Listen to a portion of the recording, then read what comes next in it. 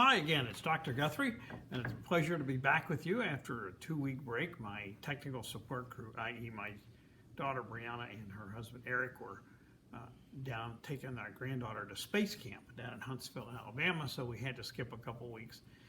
But that's okay, we'll keep up with it. The Bible hasn't changed, it's been with us a long, long time, so it doesn't matter to take a couple weeks off. We're at an interesting part here, and there'll be a little bit of repeat of the history. But I did want to cover Micah, who has one of my more favorite versions of the Old Testament prophets.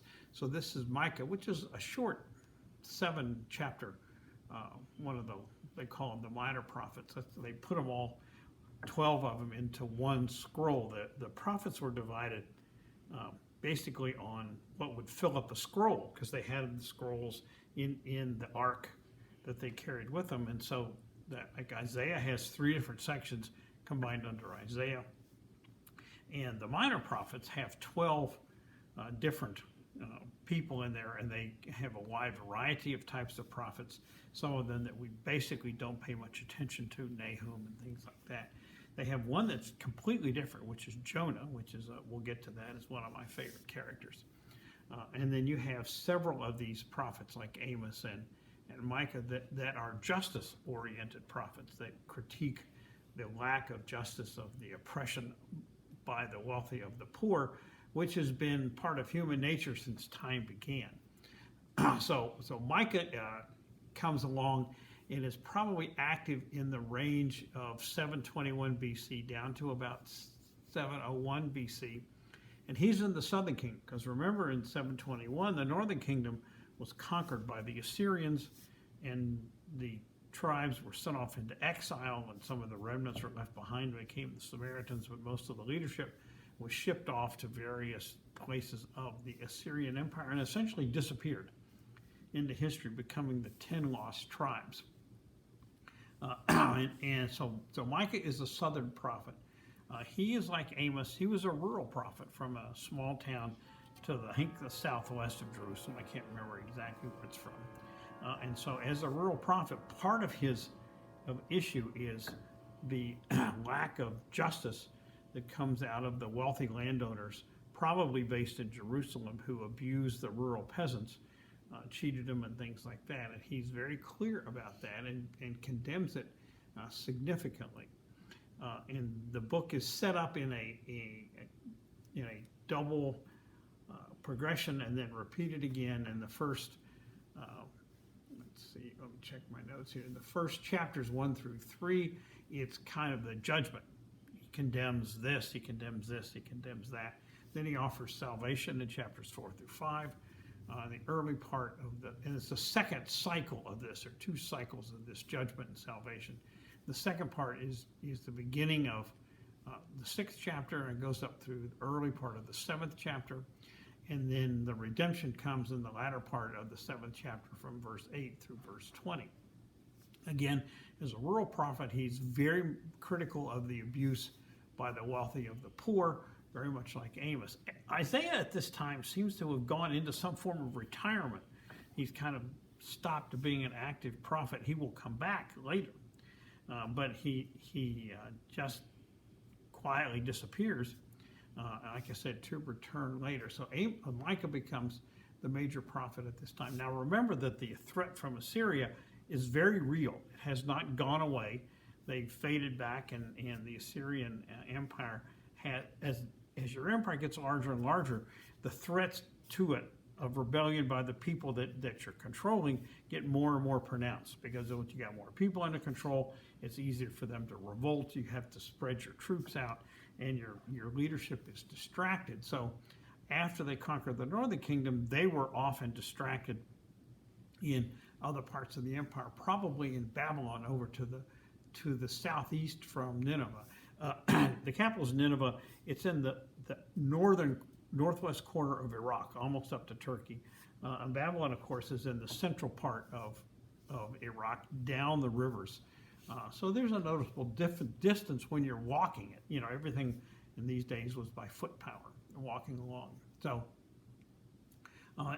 the other hand, Jerusalem is vulnerable to a recurrent attack from the Assyrians, so that threat is hanging over them. So early in the early chapters of Micah, he's showing God's judgment against the corruption of the religious corruption of the country and the material corruption of the country. And he'll all these various criticizing this and criticizing this and criticizing this. And he said, God is going to be judgmental against us, and God will use the Assyrian Empire to punish us. And that's a pretty scary threat.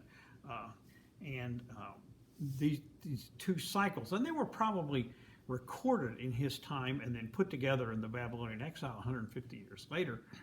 So we don't know exactly the order in which he said them, but it's probably similar to what this. So you had this rhythm of God's judgment, and then the offers of salvation if we get our act together and shape up, et cetera, and then the second one of God's criticism, God's judgment against us, and the second offer of salvation. This probably came after the fall of Samaria, where Assyria is the major threat. He predicts the same fate for Jerusalem because of the corruption there.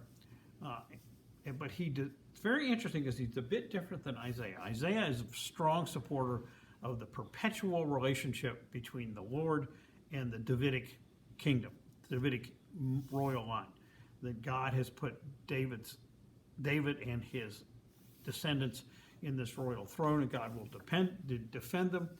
And Micah really doesn't go there.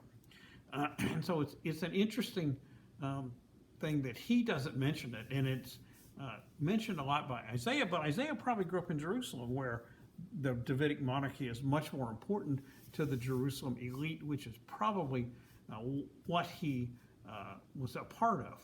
So the royal line does continue through this time, but Micah is not as basically doesn't mention it. He does make an interesting reference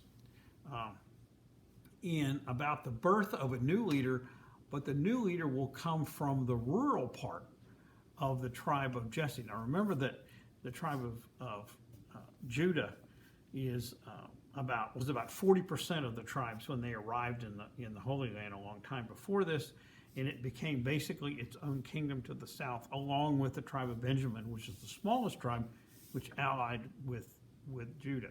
So he makes an interesting reference that there will be a birth of a new leader from the rural part of the tribe of Jesse down in Bethlehem. And when the wise men arrived in Matthew, remember, the wise men are only in Matthew, not in Luke, which has a different supportive but different narrative of the birth of Jesus, and Mark and John don't have this. So in Matthew, when the Magi, the wise men, arrive, and they ask, where is the Messiah going to be born? They go back to the reference in Micah 5, verses 2 through 6, which says that this will come from the rural part of the tribe of Jesse and of the clan of Jesse from the tribe of Judah. And that clan was based at Bethlehem. So that's how the scholars in the year about the time of the birth of Jesus, Herod died in 4 BC, so it's probably before 4 BC that Jesus was born, that they were able to predict that it's going to be in Bethlehem. So they went off to Bethlehem. We've covered that. And you can go back and we'll review that again in the early part of Matthew. So that's where this comes from.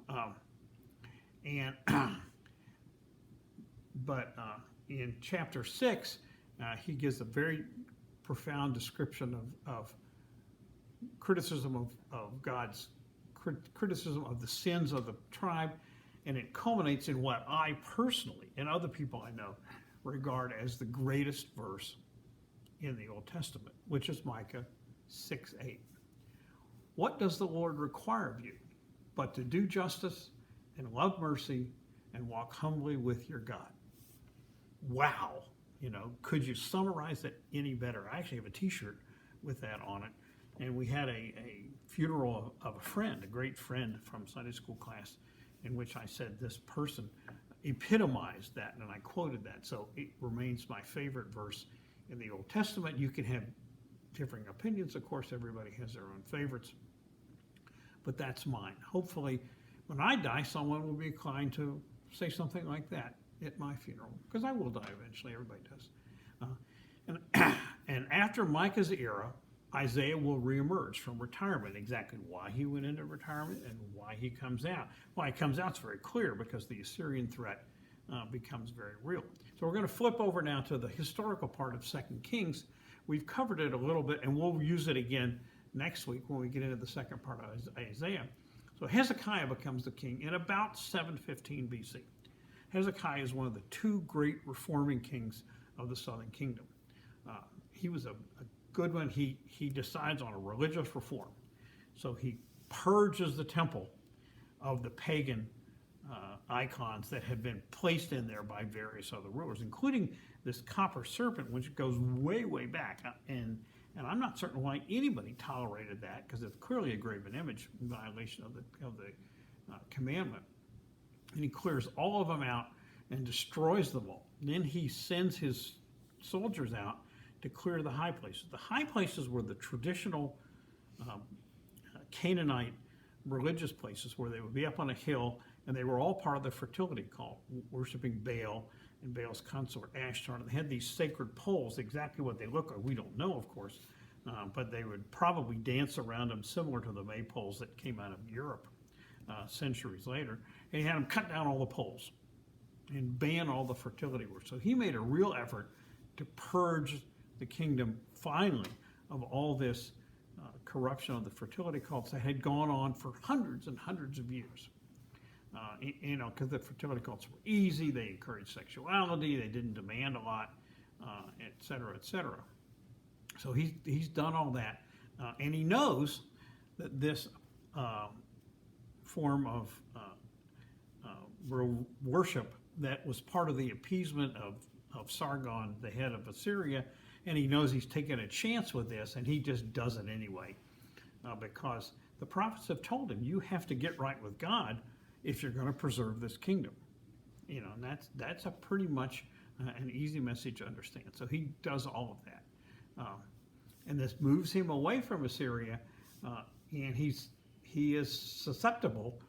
He's successful with this because Sargon, the emperor of Assyria, is distracted by problems everywhere else. Remember, if you're a tyrannical emperor, you always got someone plotting against you. The biggest threat, of course, are your male children, your brothers, your nephews, etc., or your generals, and because those people can kill you and take over, like happened in our history of the Northern Kingdom all the time.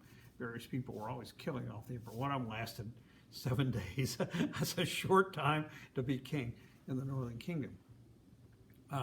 And so to prepare for this, he prepared the water system. Now Jerusalem is high, it's on limestone, so it's easy to fortify and cut out the limestone, and it's easy to work even with primitive instruments and build high walls, which he did. And it has a spring, the Gihon spring, just outside the walls. And he thinks, I've got to get the water supply inside the walls. So he's dug a tunnel, and there's a very interesting story about how they did it. They approached it from both ends, and you think, how did they know which way to go? Because the tunnel twists and turns. Well, clearly there was a crack in the limestone where the water from the spring was oozing into the city, and what they did is they followed the water as it came in or left the spring, and they could hear it as they got closer and closer. So they're excavating out this tunnel in the soft limestone, which is not that hard, excavating it out, and they began to where they could hear each other on the other side, digging with the picks and stuff. And so when they finally broke through, they carved a tribute in the wall of the tunnel, describing how they had joined together and preserved the water supply. This tunnel is still there.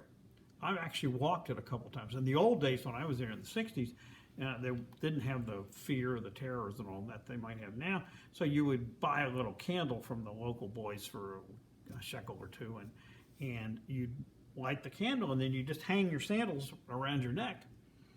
And you're walking through in your shorts, and it'd be up to mid-thigh on me. I'm about 5'9", and you could walk through the Hezekiah's tunnel, or some people call it the Siloam tunnel. And so I've done it several times. It's really, really neat to get you in the mood for understanding the importance of this, and preserving the water supply was crucial if you're going to withstand a siege, because sieges, they didn't have firearms and all that to blow up the walls and all that. So he does this. About this time, Isaiah comes back out of retirement, and Egypt is making trouble because they want all the local tribes and the small kingdoms in the area to ally with Egypt. Yeah, right. So you don't trust any of these people. So Egypt can take over instead of Assyria, and they have this general revolt. So, and Judah agrees to do this, sort of, and the Assyrians respond by coming rolling down the coastal plain. Now remember, Jerusalem's inland, about 50 miles, and it's high and it's difficult to attack. So they come down the coastal plain, they destroy the remnants of the Philistine cities, they capture a whole bunch of the fortified cities of Judah, and the ruins are there, and the Israelis have excavated a lot of it. And they have a big battle with Egypt, and they destroy them, basically, wipe them out.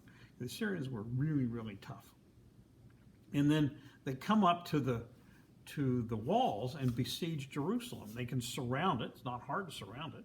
It's very hard to take it. Remember when the Romans attacked it in 67 AD, it took them 3 years, the best army in the world, 3 years to conquer Jerusalem. So they come up and they have people.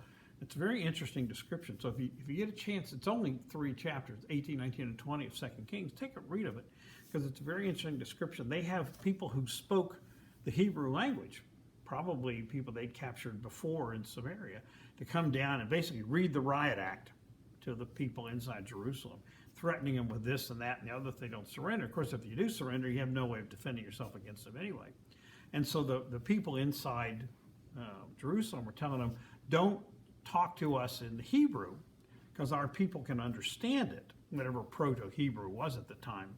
Languages change all the time. Speak to us in Aramaic. Aramaic is an Eastern Semitic language, and it was becoming the kind of general international language of the area, but most of the people inside Jerusalem didn't speak it, but the diplomats and the leadership and all that spoke it. And they're saying, don't talk to us in Aramaic, talk to us in this. And they say, the people in the Assyrian army says, forget it. We're going to do what we want to. As if you can tell the people besieging you what to do. They're going to do what they want to. Aramaic later, 700 years later, becomes the language of the whole area. Remember, there's generally a diplomatic language. Nowadays, it's English because of the domination of America. 100 years ago, it was French because of the extensive French Empire. And so, and then they stay around and besiege here. And suddenly one day, they're gone. They've left, and the camps are empty. When I read it as a physician, it sounds like they had a bubonic plague epidemic. I don't know, they might have. There's rats everywhere, and bubonic plague will kill you very quickly. You just don't know. It sounds like a plague epidemic of some kind. Could have been smallpox or other things like that. A lot of the scholars think that he withdrew because he knew of or sensed trouble back home. Because he does go home, Sargon goes home and attempts to restore his control, and one of his sons kills him. Like I said, your children were your biggest threat, and the history is replete with children killing their parents and parents having to kill their children in power struggles. And he gets killed, and that relieves them, and Jerusalem is able to survive. So it's a fascinating account, and if you're not, it's not much reading. If you read Micah, it's only 7 chapters, and the 3 chapters of 2 Kings, 18 through 20. And this time Isaiah has reemerged, and Isaiah keeps saying, you've got to trust in the Lord. Don't put your faith in your arms. Don't put your faith in your walls. Trust in the Lord. Be obedient to God's commands, and God will protect you. And that's what happened. Whether God sent a bubonic plague to it or inspired the sons to kill the father, they probably didn't need much inspiration. A lot of these kings had multiple wives and multiple kids, and so they really didn't have much relationship. And so that's what happened, and they ended up with over another 100 years of being free. So that stopped this list. A very interesting one. I hope you enjoy my enthusiasm for Micah. It remains my favorite verse in the Old Testament, and you can agree or disagree. But next week we're going to go back into Isaiah, and you should really skim over the 2 Kings 18 to 20 again, because it's covering the same time period. Isaiah, if you're going to read chapter 20, chapter 32 to 33, chapter 36 to 39. This is Dr. Guthrie. We will continue to have weekly programs until our next vacation, which will be in November. Thank you very much. It's been a pleasure.